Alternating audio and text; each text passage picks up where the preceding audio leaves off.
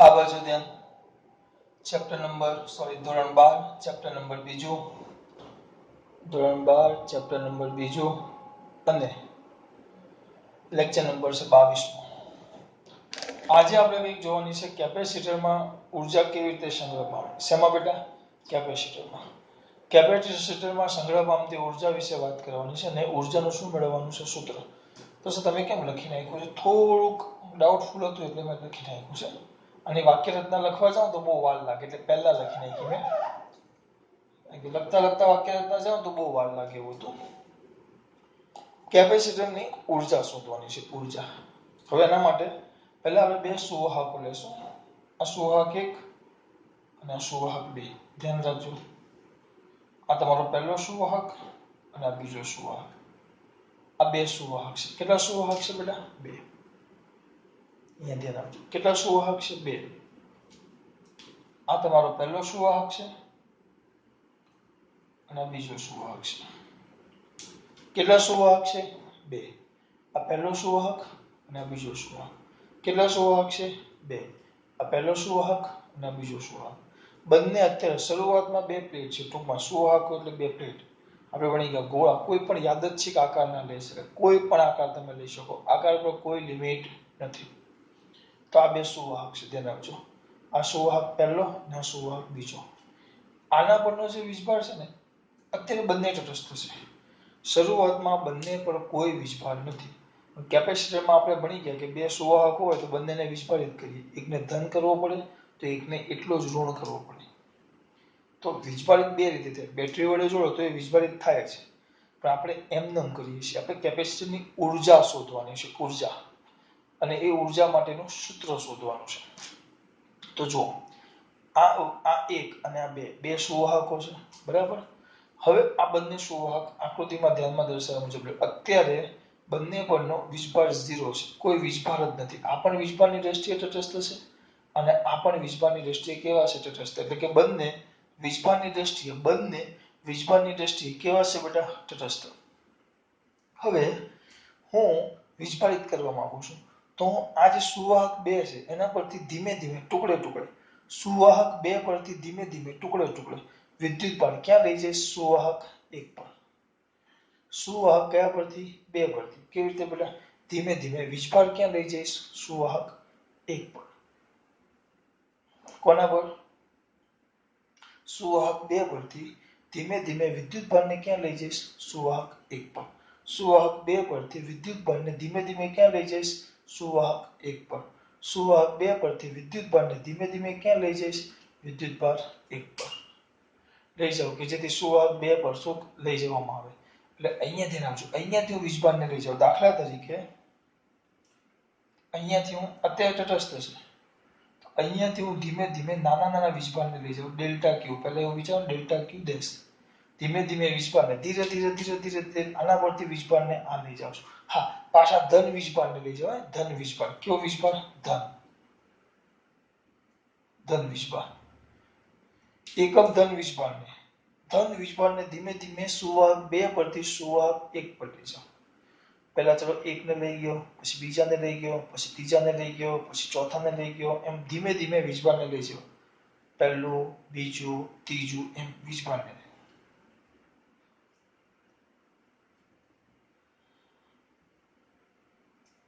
આ બંને પહેલા કેવા છે? એટલે વિધાનો તમારે ગોખવાનો. આપણે બંને પહેલા શરૂઆતમાં તટસ્થ છે. એના પરથી હવે ધીમે ધીમે એકમ ધન વીજભારને એકમ ધન વિદ્યુતભાર. એકમ ધન વિદ્યુતભારને પ્લેટ 2 પરથી પ્લેટ ક્યાં લઈ જવામાં આવે? 1 પર. ધીરે ધીરે લઈ જવાનું. ધ્યાન રાખજો. હવે ધન વીજભારને લઈ જાઓ તો બુદ્ધિ ચાલવી જોઈએ. આ તમારા માટે છે. ધન વીજભારને લઈ જાઓ તો આ જે પહેલી પ્લેટ છે, અત્યારે સુધી આપણે શું કરતા? કોઈ પણ વીજભારની આપ લે કરતા ને તો આમ ધ્યાન આપો.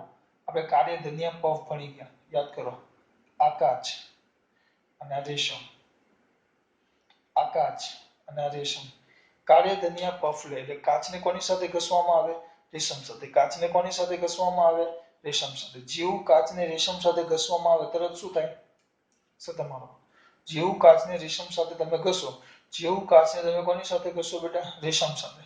તો આ બંનેને જ્યારે એકબીજા સાથે શું કરવામાં આવે બેટા ઘસવામાં આવે તો ઇલેક્ટ્રોન કાચના સળિયામાંથી ક્યાં જાય રેશમના કપડા પર ઇલેક્ટ્રોન કાચના સળિયામાંથી ક્યાં જાય રેશમના કપડા પર એટલે આ જે કાચનો સળિયો છે એ ધન વીજભારિત થાય કારણ કે એને ઇલેક્ટ્રોન ગુમાવ્યું અને રેશમનું કપડું ઇલેક્ટ્રોન મેળવે છે ઋણ વીજભાર મેળવે છે એટલે ઋણ વીજભારિત થાય પણ આમાં તો ધન વીજભાર બીજા પ્લેટ પરથી ક્યાં જાય છે પહેલા પ્લેટ પર ધન વીજભાર કયા પ્લેટ પરથી બીજા પ્લેટ પરથી કયા પ્લેટ પર જાય છે પહેલા પ્લેટ પર એટલે આ ધન વીજભાર ગુમાવે છે આ ઋણ વીજભાર ગુમાવતો એટલે ધન થાય ન પડી કોઈ પણ આ એક પદાર્થ છે એમાં ધન ને ઋણ વીજભાર છે એવું વિચારો કારણ કે કોઈ પણ આ એક પરમાણુ છે આ એક પદાર્થ છે એવું વિચારો આ એક શું છે બેટા પદાર્થ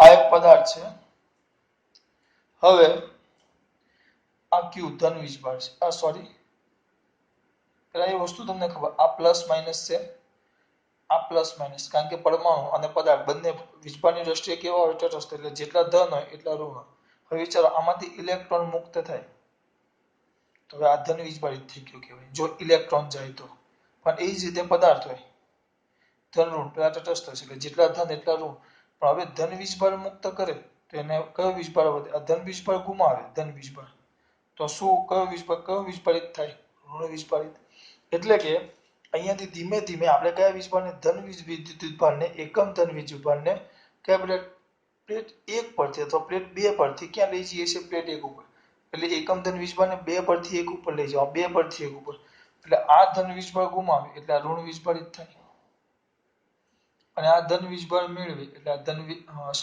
ધન વીજભાર મેળવે તો ધન વીજભારિત થાય પ્લેટ ધીમે ધીમે આ ઋણ વીજભારિત થતી જશે આ ધન વીજભારિત થતી જશે મારે તમને એક પોઈન્ટ સમજાવવાનો છે સર પોઈન્ટ જો એ તો સમજાવવાનો બેટા મારે ચો વિચારો પહેલા મેં એક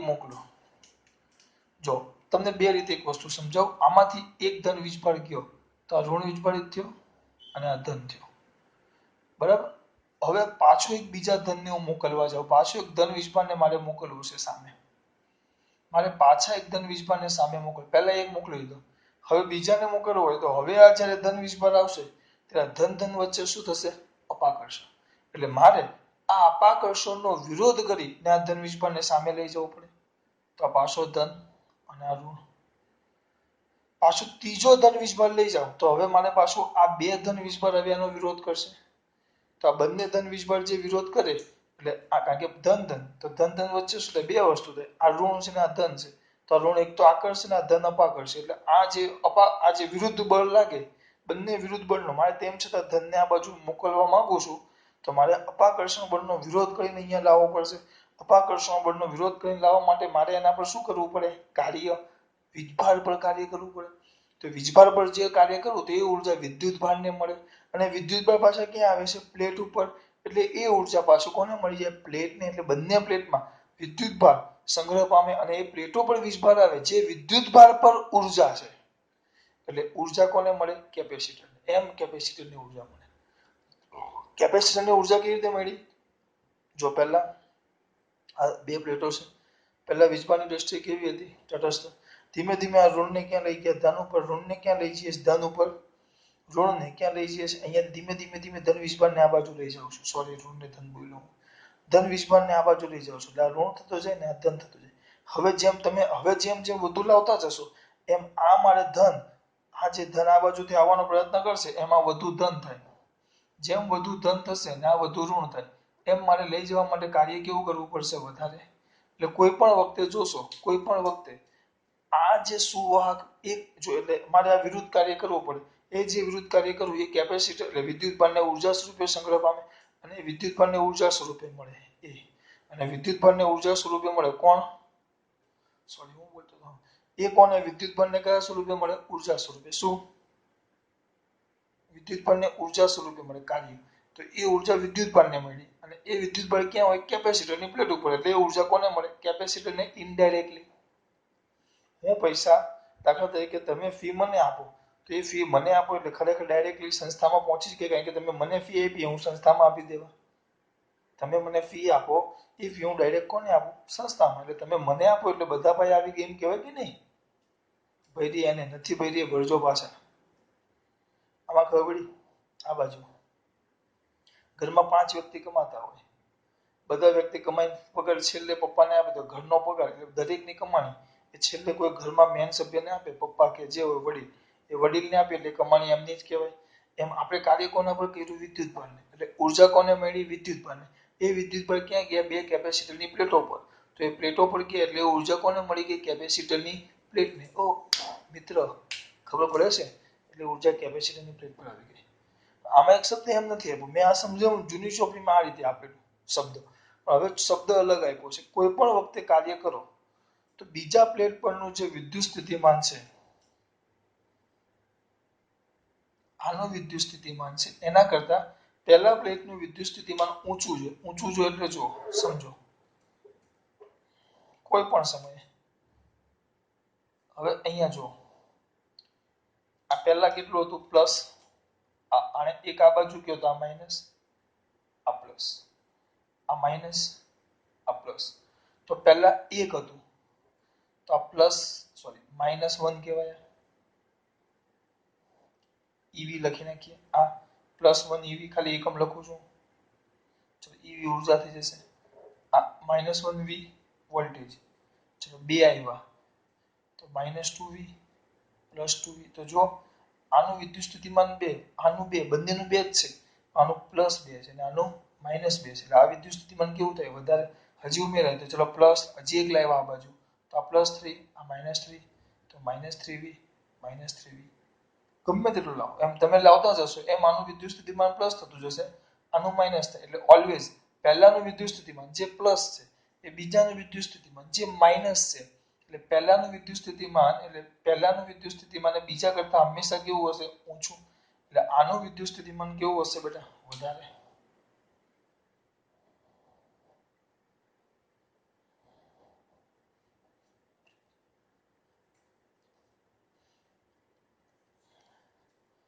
બરાબર. હવે આપણે ધીમે ધીમે તો આમાં આપણે એક સાથે અત્યારે આપણે કયો વિસ્ફળ લઈ જઈએ છીએ? ડેલ્ટા ક્યુ ડેશ. કેટલો વિસ્ફળ? ડેલ્ટા ક્યુ. સર આ તમે શું સમજાવ્યું? જો ચલો અહીંયા ધ્યાન આપો.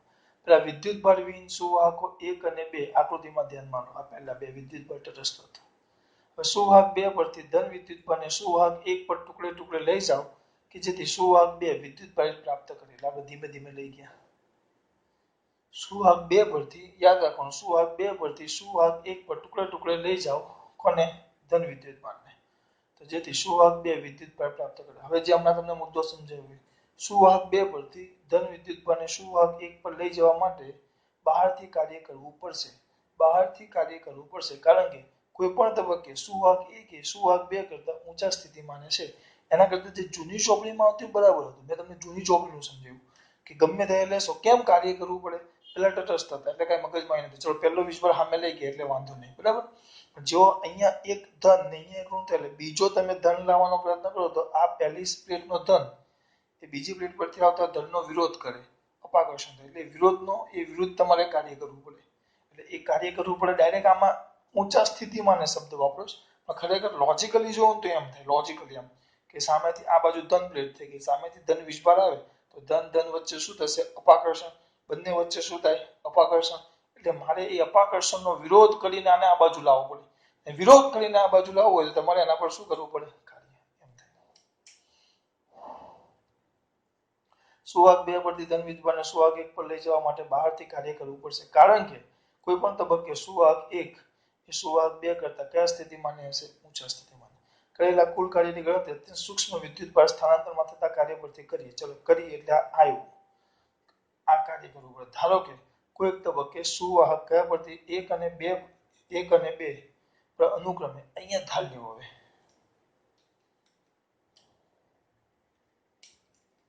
હવે આ ધારી લો. આ જે પહેલી પ્લેટ છે ને આપણે વિસ્ફળ લાવ્યા તો આ પ્લેટ પરનો વિસ્ફળ છે ને આ પ્લેટ પરનો વિસ્ફળ ક્યુ ડેશ છે અને આનો પણ ક્યુ ડેશ છે. પણ આ માઇનસ અને આ પ્લસ. હવે અહીંયા સુધી તમને ખાલી કાર્યની વાત આવી. હવે થિયરી અહીંયાથી ચાલુ થાય છે. આ લખવાનું હે પણ ચાલો પહેલા બે વિદ્યુત ભાર સુવાહક પ્લેટ 1 અને 2 ધ્યાનમાં લેજો. બંને પ્લેટો શરૂઆતમાં કેવી છે? તટસ્થ છે. હવે શું કરવાનું છે? આપણે કેવા ધન વિસ્ફળને ધન વિસ્ફળને સુવાહક 2 પરથી સુવાહક 1 પર ટુકડા ટુકડા લઈ જવામાં આવે છે, તેથી બંને પ્લેટો વીજભારિત થશે. અને ધન વીજભારિત લખવું હોય તો લખાય કે બીજી પ્લેટ ઋણ વીજભારિત અને પહેલી પ્લેટ ધન વીજભારિત થશે. આટલું થઈ ગયું. એક ધન વીજભારને સુવાહક પ્લેટ બે પરથી સુવાહક પ્લેટ એક પર લઈ જવા માટે કાર્ય કરવું પડે. કેમ? કારણ કે કોઈ પણ તબક્કે બીજા પ્લેટ અને પહેલા પ્લેટ બીજા પ્લેટનો વિદ્યુત સ્થિતિમાન કરતા પહેલા પ્લેટનો વિદ્યુત સ્થિતિમાન એ કેવો હશે? ઊંચો. કારણ કે આ ધન છે અને આ ઋણ છે. અહીંયા સુધી પહોંચી ગયા. અને કરેલા કુલ કાર્યની ગણતરી અત્યંત સૂક્ષ્મ વિભાગમાં. સર આ મુદ્દો ખબર ન પડી. ઉપરના તો બે ખબર પડી, આ ખબર ન પડી. એ હું સમજાવું. ચલો, ખબર ન પડે તો એમાં સમજાવો ને એમાં ગભરાવાનું થોડું હોય. એ હું તમને સમજાવું કેવી રીતે. હમણાં આવે ટાઈમ. ચલો ભાઈ, આટલું ક્લિયર થયું મારા દીકરાઓને? આ ખોટું ભૂસી નથી નાખવાનું, સમજાવું. ધારો કે કોઈ તબક્કે બે પ્લેટ અને એક પ્લેટ પરના વીજભારો અનુક્રમે પહેલી પ્લેટ આવે તો પ્લસ ક્યુ દેશ ને બીજી નો આવશે માઇનસ ક્યુ દેશ. અહીંયા આવી ગયું. અને આ તબક્કે બંને વચ્ચેનો વિદ્યુત સ્થિતિમાનનો તફાવત. આ તબક્કે બંને વચ્ચેનો વિદ્યુત સ્થિતિમાનનો તફાવત તો V is equal to, ખબર ન પડે તો હું C હોય તો C જ વાપરું. C is equal to Q by V. અથવા C is equal to Q by V પરથી V is equal to Q by C, એટલે V dash is equal to Q by C. V dash is equal to Q by C. કોઈ એક તબક્કે V dash is equal to Q લખો. આપણે વિદ્યુતભાર કેટલો ધાર્યો છે? અહીંયા Q dash ધાર્યો છે. એટલે Q by C, પણ અહીંયા વીજભાર Q dash છે એટલે Q dash by C, જ્યાં C એ તંત્રનું કેપેસિટન્સ છે. જો થિયરીનો અઘરો ભાગ પૂરો. સર શું કર્યું? કઈ જ નહીં. આ થઈ ગયું. હવે આપણે મેં કીધું બધા નથી લઈ જવાનું. ધારો કે કેટલા વિદ્યુતભારને લઈ જઈએ છીએ? dq dash જેટલા વિદ્યુતભારને કયા પ્લેટ બે પરથી પ્લેટ એક ઉપર લઈ જવા માટે કરવું પડતું કાર્યનું સૂત્ર આપણને ખબર છે. W is equal to QV. Q એટલે ડેલ્ટા Q dash અને V એટલે આપણો V dash છે. આ નાનું કાર્ય, કારણ કે નાનો વીજભાર લઈ જાવ તો કાર્ય નાનું આવે. તો dW is equal to dq dash into V dash. V dash into dq dash. હવે થિયરી ચાલુ થઈ જશે આપણી. એક મિનિટ થોડુંક ધ્યાન આપો.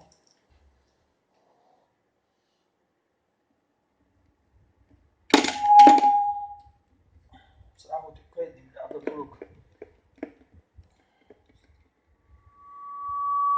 ગોઠવણી કરું. ચલો હવે અહીંયા ધ્યાન આપો. આવી ગયું. તો સમીકરણ કેટલા દેખાય છે જોવું પડશે ને મારે.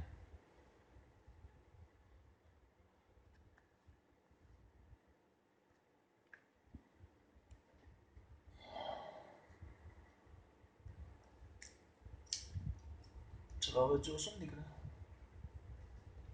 હવે અહીંયા જુઓ. ચલો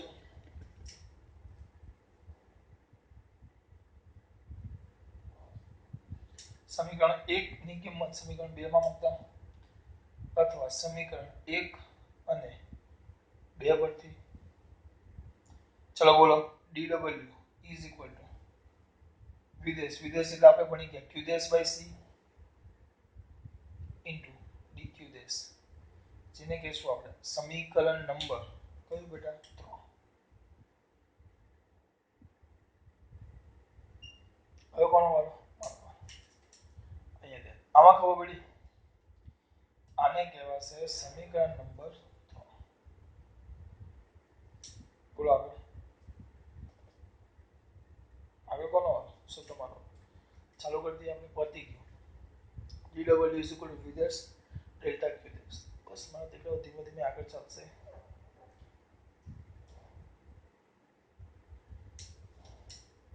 ચલો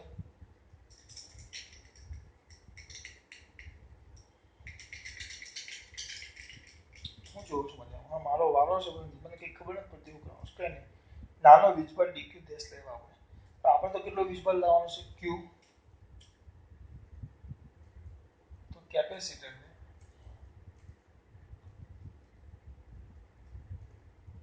કેપેસિટરની બે પ્લેટો પર કેટલો પેલા q જેટલો બે પ્લેટો પર q જેટલો વિદ્યુતભાર લાવવા કરવું પડતું કાર્ય. અને w is equal to integration delta w પણ 0 થી q. એટલે આપણે વીજભાર કેટલો 0 વીજભાર હતો એને ક્યુ સુધી વધારવાનું છે, ધીમે ધીમે ટુકડે ટુકડે કરવું પડતું કાર્ય. કેટલું ડીક્યુ માટે આટલું હોય તો આપણે 0 થી વીજભાર કેટલો કરવાનો છે ક્યુ. 3 is equal to integration 0 થી q dq. dq એટલે q dash c into dq dash, તો 1 upon c common, integration 0 થી q q dash delta q dash 3 is equal to 1 upon c. તો આ q આપણે આમ લખતા integration x dx હોય, x dx, તો આપણે શું લખતા જે ઘાત છે અને એક ઘાત કહેવાય. તો જે ઘાત છે ઘાતમાં એકનો વધારો, વધેલી ઘાત છેદમાં, એટલે x ની 2 ઘાત એના છેદમાં 2, x ની 2 ઘાત એના છેદમાં 2. તો અહીંયા q dash છે તો આપણે શું લખશું અહીંયા બોલો q dash, તો q dash ની એક ઘાત કહેવાય, તો q dash સ્ક્વેર બાય 2 0 થી q. આ કઈ નથી, x dx ના જગ્યાએ q dash dq dash છે. તો ઇઝ ઇક્વલ ટુ શું થાય બોલો 1 upon c, તો શું આવશે q dash square by 2 upper limit મૂકી, બરાબર, માઇનસ લોઅર લિમિટ, એટલે 0 મૂકો, q dash ના જગ્યાએ પહેલા q મૂકો, સોરી q મૂકો, પછી q dash ના જગ્યાએ શું મૂકી દીધો 0 મૂકો, તો 0 મૂકો તો શું થઈ જાય 0. તો ઇઝ ઇક્વલ ટુ સૂત્ર એવું q સ્ક્વેર બાય 2c. આ તમારે કરવું પડતું કાર્ય. જો સમીકરણ નંબર 4, આ કાર્ય, આ જે કાર્ય છે એ કાર્ય કયા સ્વરૂપે સંગ્રહ પામે, સ્થિતિ ઊર્જા સ્વરૂપે. આ કાર્ય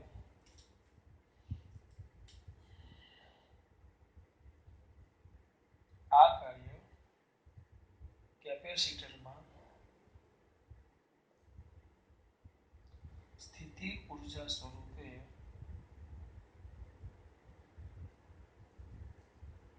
સંગ્રહ પામે. કયા સ્વરૂપે સંગ્રહ પામે, સ્થિતિ ઊર્જા સ્વરૂપે. એટલે સ્થિતિ ઊર્જા સ્વરૂપે સંગ્રહ પામે એટલે આપણું સૂત્ર થઈ જાય, માટે અહીંયા લખશું આપણે જો આ બાજુ આવતા રહ્યો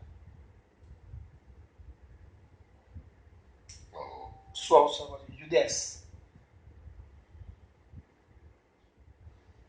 એટલે એમ આવે u dash is equal to w is equal to q square by twice c, q square by twice c. તમારું આ સૂત્ર આવી ગયું કહેવાય. તમે u dash લખો નથી લખો u લખી, આ તમારું સૂત્ર આવી ગયું કહેવાય, સમીકરણ નંબર 5. આ તમારું સૂત્ર આવી ગયું u is equal to w અથવા q square by twice c. આ તમારું સૂત્ર આવી ગયું. પણ એક વસ્તુ ધ્યાન રાખો બેટા, શું ધ્યાન રાખવાનું કે આના બીજા બે સ્વરૂપ પણ છે દાખલાઓ માટે. તેમજ આપણે એવું ભણી ગયા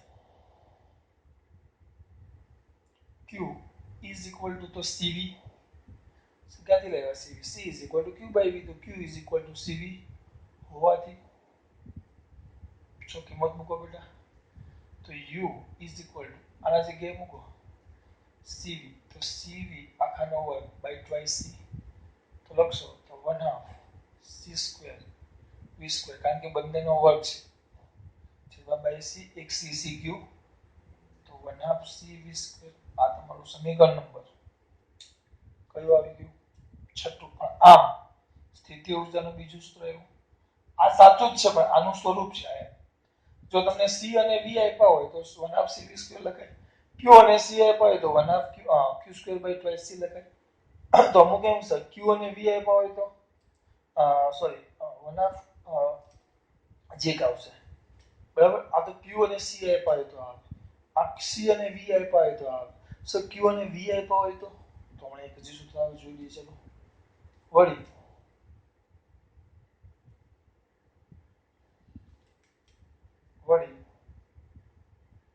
એક કિંમત મૂકવાની, કોને મુકાય તો q અને v આમાં આવે. Simple, capacitance c is equal to q by v હોવાથી u is equal to 1/2 q by v into v square, તો v ગયા તો 1/2 qv. સ્થિતિ ઊર્જા u, સમીકરણ નંબર 7. તમને ગમે ત્યારે હું પરીક્ષામાં મને એમ કે કેપેસિટરની સ્થિતિ ઊર્જા એમ આ પતી ગઈ થિયરી ને પૂરી સ્થિતિ ઊર્જાની મને એમ કે ભાઈ કેપેસિટરની સ્થિતિ ઊર્જા એટલે એક સૂત્ર ન બોલવું એક સાથે ત્રણ યાદ આવે મને સ્થિતિ ઊર્જા U is equal to 1/2 CV square Q square by twice C અને 1/2 QE તમારી પાસે જે કિંમત એનો ઉપયોગ કરવાનો હું સીધા ત્રણ જ યાદ રાખું એટલે તમારે આ જે વસ્તુ મેં લખ્યું ને લાઈનમાં કેપેસિટરની સ્થિતિ ઊર્જા U બરાબર આ ત્રણ લાઈનમાં એ ઓછામાં ઓછું 10 વાર ઓછામાં ઓછું હું તો 25 વાર લખો તો એ વાંધો નહીં મોઢે થઈ જવું જોઈએ એટલે મોઢે કરવાનું ટૂંકમાં ગમે ત્યારે પૂછું U is equal to 1/2 CV square Q square by 2C is equal to 1/2 QE સાબિત થઈ ગયું આ થઈ ગઈ ઊર્જા કેપેસિટરની ઊર્જા જો ચાલુ કરીએ કેવી રીતે છે જો આકૃતિમાં દર્શાવ્યા અનુસાર બે પ્લેટ લ્યો બે સુવાહક પ્લેટ કઈ બેટા એક અને બે લ્યો બંને પ્લેટો વીજભારની દ્રષ્ટિએ કેવી છે તટસ્થ જે તમારો શરૂઆતનો ભાગ હતો હવે ધીમે ધીમે સુવાહક બે પરથી ધીમે ધીમે ધન વીજભારને કયા વીજભારને ધન વિદ્યુત ભારને કયા વિદ્યુત ભારને ધન વિદ્યુત ભારને અહીંયા મેં એકમ શબ્દ આપણે લખી ભૂસી નાખો ધન વિદ્યુત ભારને પ્લેટ બે પરથી પ્લેટ એક ઉપર લઈ જવામાં આવે છે બે પરથી પ્લેટ એક ઉપર લઈ જવામાં આવે એટલે આ જે પ્લેટ છે એ કેવી થતી જશે ઋણ વીજભારિત અને પહેલી પ્લેટ કેવી થતી જશે બેટા ધન વીજભારિત થતી જાય બરાબર કોઈ પણ સમયે બીજી પ્લેટ પરથી પહેલી પ્લેટને બીજી પ્લેટ પરથી પહેલી પ્લેટ પર ધન વીજભારને લઈ જવા માટે તમારે કાર્ય કરવું પડે કેમ કારણ કે કોઈ પણ તબક્કે બીજા પ્લેટ પરનું વિદ્યુત સ્થિતિમાન એ પહેલા પ્લેટ પરનું વિદ્યુત સ્થિતિમાન કરતા ઓછું હોય મેં બીજાનો બોલ્યો અથવા બીજા પ્લેટ પરના વિદ્યુત સ્થિતિમાન કરતા પહેલી પ્લેટનું વિદ્યુત સ્થિતિમાન ઊંચું હોય અથવા વધુ હોય એટલે કાર્ય કરવું પડે તો dq ડેશ એટલે પછી આ થયું પછી ડાયરેક્ટ કેટલા વીજભારને ચલો કોઈ એક સમયે આના પરનો વીજભાર પ્લસ q ડેશ અને આના પરનો માઈનસ q ડેશ હતો તેના કારણે વિદ્યુત સ્થિતિમાન v q dash by c આવ્યું પછી dw ડેશ વીજભારને લઈ જવા માટે dq ડેશ વીજભારને લઈ જવા માટે કરવું પડતું કાર્ય dw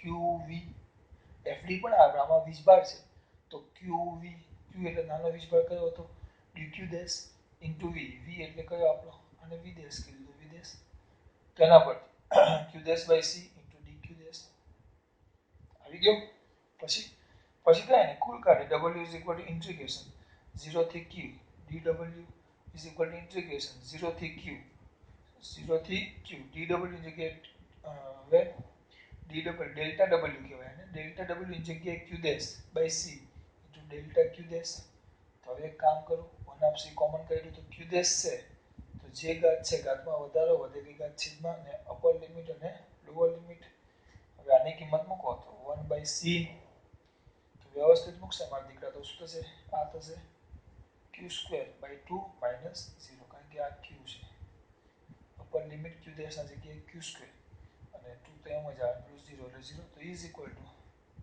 q square by 2s થઈ ગયું પછી આમાં સૂત્ર મૂકાય ચલો આગળ જોઈએ આ થઈ ગઈ આગળ કેમ અમે એવું છે બેટા અલગ થિયરી નથી એક જ થિયરી છે આપણે જોઈએ ઊર્જા જોઈએ ને હવે ઊર્જા ઘનતા જોવાની છે ઊર્જા ઘનતા શું જોવાનું છે આપણે ઊર્જા ઘનતા કેપેસિટરની ઊર્જા ઘનતા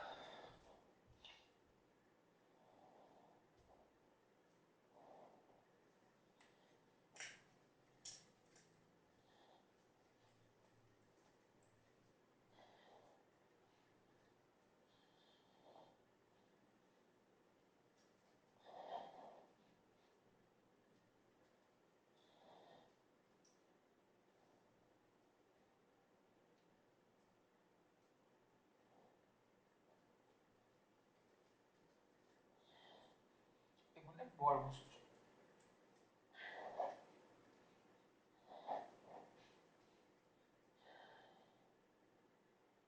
કઈ ઘનતા કીધી કેપેસિટરની ઊર્જા ઘનતા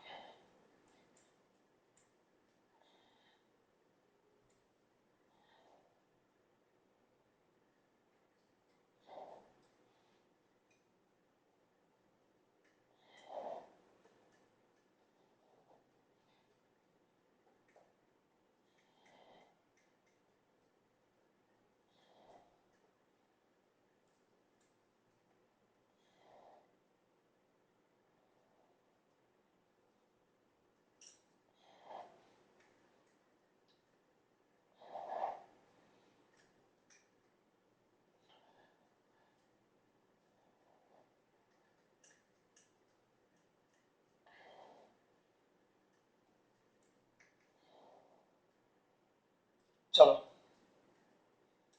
હવે અલગ થિયરી કહેવાય કેપેસિટરની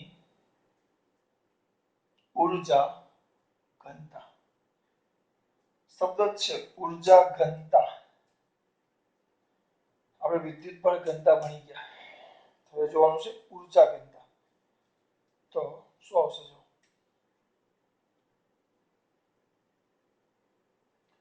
કેપેસિટરમાં ઘનતા એટલે દળના છેદમાં કદ વિદ્યુત બળ ઘનતા એટલે વિદ્યુત બળના છેદમાં કદ તો ઊર્જા ઘનતા એટલે ઊર્જાના છેદમાં કદ આમ સમજો દળ ઘનતા એટલે દળના છેદમાં કદ વિદ્યુત બળ ઘનતા એટલે વિદ્યુત બળના છેદમાં કદ તો ઊર્જા ઘનતા એટલે ઊર્જાના છેદમાં કદ તો અહીંયા શું આવશે કેપેસિટરની બોલો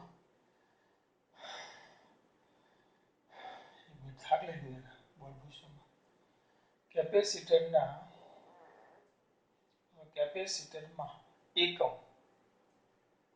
એકમ કદ દીઠ રહેલી કોને બેટા ઊર્જાને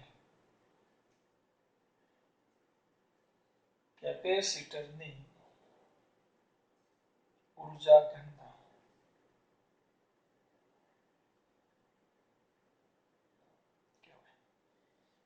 કેપેસિટરમાં એકમ કદ દીઠ રહેલી ઊર્જાને કેપેસિટરની શું કહેવાશે બેટા ઊર્જા ઘનતા ઊર્જા ઘનતા બરાબર ઊર્જાના છેદમાં કદ સિમ્પલ છે દળ ઘનતા તો દળના છેદમાં કદ તો ઊર્જા ઘનતા તો ઊર્જાના છેદમાં કદ તો ઊર્જા ઘનતાને રો કહેવાય ઊર્જા ઘનતાને રો ઈ કહેવાય ઈ રો ઈ ઊર્જા તો બહુ બધા સૂત્ર હતા આપણી પાસે 1/2 cv square q square by 2c અને 1/2 qv તમારે જે મૂકવું એ મૂકી શકો હું મૂકીશ 1/2 cv સ્ક્વેર cv સ્ક્વેર અને આ કદ છે કદના વીને લાલ મારા પાસે લાલ છે તમારે મોટો કરી દેવાનો વી કદનો વી થોડોક મોટો રાખ્યો છે અથવા થોડોક મોટો કરી નાખો લાલ બાલ કઈ ને આ વી મોટો છે કદ બરાબર હવે આપણે 1/2 માં 1/2 c આપણે ભણી ગયા અહીંયા લખી નાખીએ પરંતુ c is equal to the epsilon 0 a by d અહીંયા લખીએ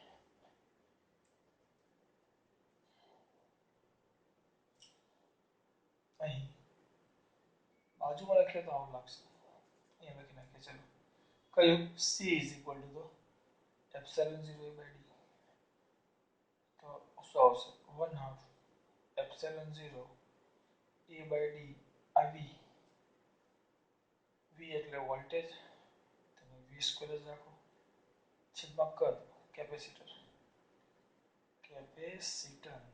c બરાબર આ કેપેસિટન્સ હવે કદ v બરાબર ad યાદ છે ને v બરાબર ad v બરાબર ad ક્યાંથી લાવ્યા કેપેસિટરની બે પ્લેટ હતી આપણે આમ યાદ કરો આમ બે પ્લેટો મૂકો તો આ બંને વચ્ચેનું અંતર શું થાય d અને આના r છેદનું ક્ષેત્રફળ કેટલું થાય a બંને વચ્ચેનું અંતર કેટલું થાય d અને r છેદનું ક્ષેત્રફળ કેટલું થશે a તો આપણે આનો કદ કેટલું થાય ad થાય ને આ બે પ્લેટો છે તમે બે પ્લેટો મૂકો આ રીતે જો જાડી પ્લેટો થઈ જશે આપણે આ બે પ્લેટો મૂકો તો બંને વચ્ચેનું અંતર આ અંતર d અને ક્ષેત્રફળ કેટલું a તો કદ બન્યું કદ આખો સમઘન બન્યો જો અંદર તો ક્ષેત્રફળ કેટલું થાય લંબાઈ ગુણ્યા ક્ષેત્રફળ તો ક્ષેત્રફળ કેટલું a અને બંને વચ્ચેનું અંતર કેટલું l અથવા તમે જે કહેવાય d તો થઈ ગયું તો શું આવશે એટલે સૂત્ર કયું થઈ ગયું અરે આમ બને ને આ કદ બની ગયું જો ને આખો અંદર આ વચ્ચેનો ભાગ આ વચ્ચેનો આખો ભાગ કદ થયું ને આખો અંદરનો આમ ભાગ આમ દૂર નાખો તો આ કદ થયું તો એ કદ કેટલું થાય ક્ષેત્રફળ ગુણ્યા d એટલે એ આવશે ad તો એમાં a ચાલ્યા જાય જો a ઉડી જાય તો 1/2 એપ્સિલોન 0 a ઉડી ગયા તો v v square by d square, બરાબર. પરંતુ આપણે એ ભણી ગયા કે E ઇઝ ઇક્વલ ટુ તો વી બાય ડી. એ વિદ્યુત ક્ષેત્ર છે. કયું ક્ષેત્ર? વિદ્યુત ક્ષેત્ર.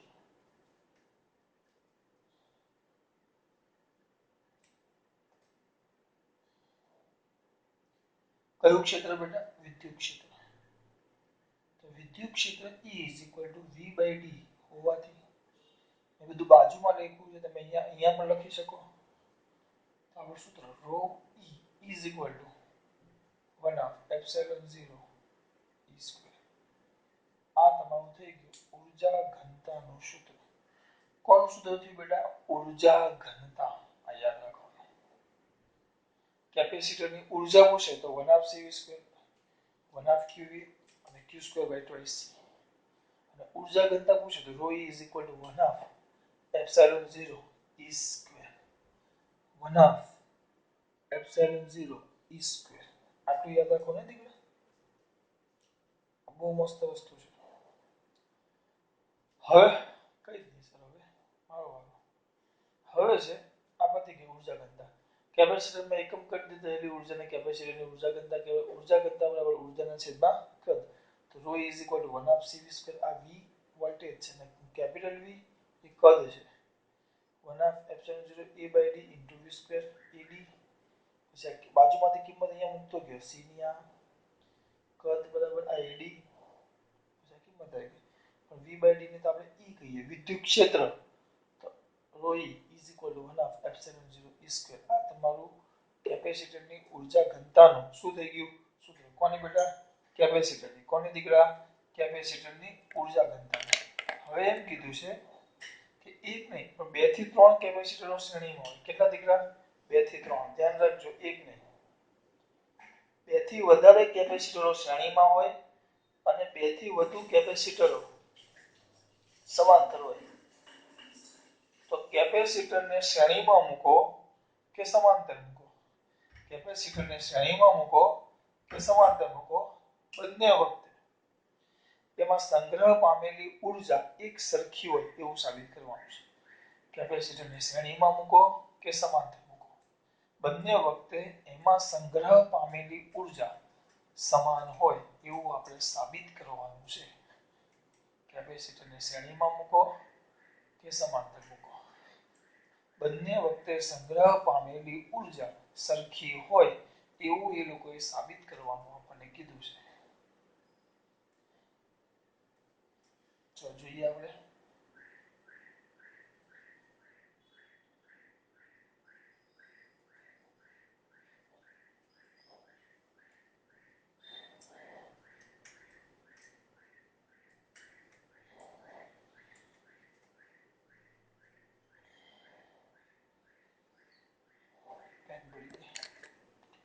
કેપેસિટર શ્રેણીમાં હોય કે સમાંતર હોય, બંને વખતે એની ઊર્જા સરખી હોય એવું સાબિત કરવાનું કીધું છે.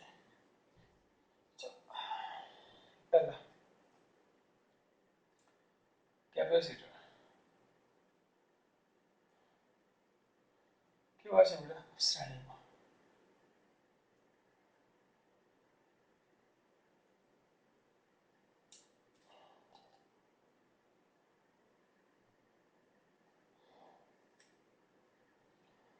શ્રેણીમાં યાદ કરો, કેપેસિટર શ્રેણીમાં હોય તો આમ લાઈનમાં હોય, યાદ છે ને? બધાનું શું સરખું હોય? Q. શું સરખું હોય? Q. તો ચલો કેપેસિટર શ્રેણીમાં છે તો ધ્યાન આપજો. અહીંયા એટલે આકૃતિ દોરવામાં દીકરાઓ માટે આ માણસે આકૃતિ બહુ દોરે. શું કરે બેટા? ટેવ પડી ગઈ છે.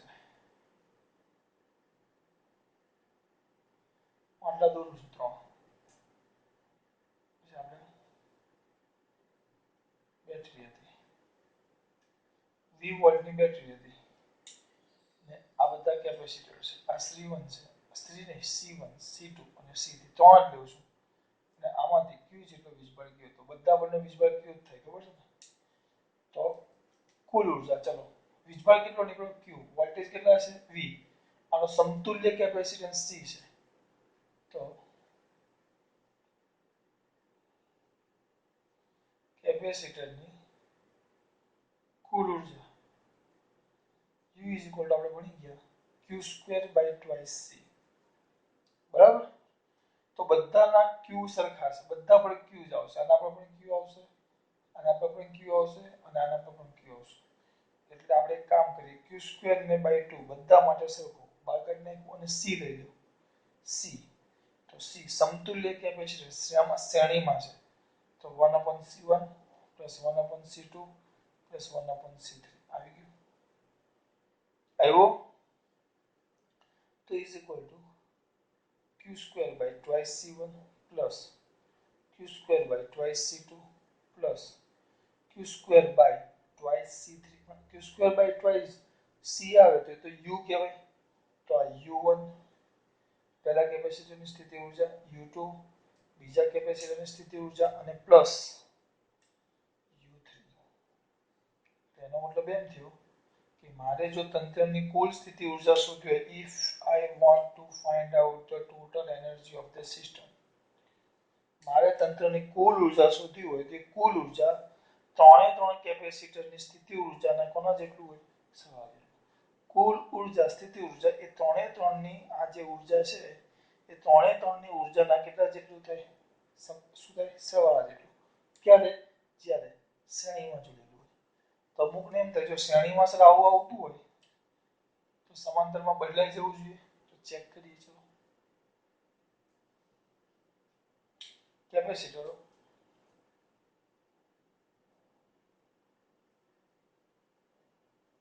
સમાંતર હોય તો શું થાય? ચેક કરીએ ચલો.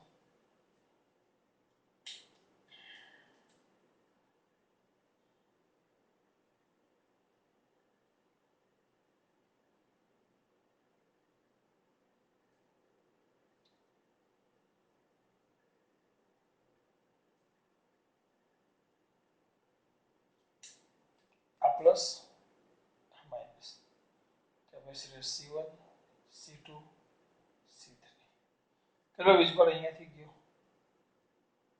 Q. કેટલો ગયો? Q. પણ એ હવે અહીંયા વહેંચાઈ જાય, ખબર છે ને? આમાં Q3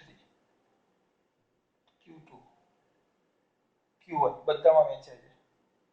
તો હવે આની કુલ સ્થિતિ ઊર્જા તમને શોધવાની કે કુલ, બરાબર. તો પહેલા તંત્રની કુલ ઊર્જા લઈ લઈએ. ત્રણ સૂત્ર છે, અચળ વાળું સૂત્ર લખવાનું, u is equal to 1/2 cv², બરાબર. અને એમાંથી વોલ્ટેજ સમાંતર છે એટલે બધાના વોલ્ટેજ સરખા આવશે, તો 1/2 v². કેવા? અચળ. તો IOC ત્રણ કેવા છે? સમાંતર. સૂત્ર શું આવશે? C1 + C2 + C3. વ્યવસ્થિત લખીમાં દીકરા 1/2 c1² c1v² + 1/2 c2 ગુણાકાર કરું છું c2 v² + 1/2 c3 v². પણ 1/2 cv² એને તો u કહેવાય. તો આ તો પહેલા કેપેસિટરની સ્થિતિ ઊર્જા u1 પ્લસ આ બીજા કેપેસિટરની સ્થિતિ ઊર્જા u2 પ્લસ આ ત્રીજા કેપેસિટરની સ્થિતિ ઊર્જા u3 અને આ કુલ સ્થિતિ ઊર્જા u. એટલે એનો મતલબ એમ થયો કે તમે કેપેસિટરને શ્રેણીમાં જોડો કે સમાંતર જોડો. કેપેસિટરને શ્રેણીમાં જોડો કે સમાંતર જોડો. કેપેસિટરની તંત્રની કુલ સ્થિતિ ઊર્જા એ દરેક કેપેસિટરની સ્થિતિ ઊર્જાના કોના જેટલું થાય? સરવાળા જેટલું. વિધાન બોલ્યું એ તમારે લખી નાખવાનું અહીંયા કે કેપેસિટરોને કેવા જોડવામાં આવે? બેટા શ્રેણીમાં જોડવામાં આવે કે સમાંતર જોડવામાં આવે? શ્રેણીમાં જોડવામાં આવે કે સમાંતર જોડવામાં આવે? શ્રેણીમાં જોડવામાં આવે કે સમાંતર જોડવામાં આવે? બંનેમાંથી ગમે તેમ જોડો. તો તંત્રની કુલ સ્થિતિ ઊર્જા એ દરેક કેપેસિટરની સ્થિતિ ઊર્જાના સરવાળા જેટલું હોય છે. આ વિધાન લખી નાખો. કેપેસિટરોને શ્રેણીમાં જોડવામાં આવે કે સમાંતર જોડવામાં આવે, પણ તંત્રની કુલ સ્થિતિ ઊર્જા u એ દરેક કેપેસિટરની સ્થિતિ ઊર્જાના સરવાળા જેટલું. એટલે શ્રેણીમાં કરો કે સમાંતર એનાથી કઈ લેવા દેવા નહીં. ટૂંકમાં સ્થિતિ ઊર્જાનો તો સરવાળો જ થાય દરેક કેપેસિટરમાં. કુલ એટલે જેટલા પણ કેપેસિટર હોય એની સ્થિતિ ઊર્જા શોધી લેવાની, એનો શું કરી નાખવાનું. ચલો ખાસ વાત.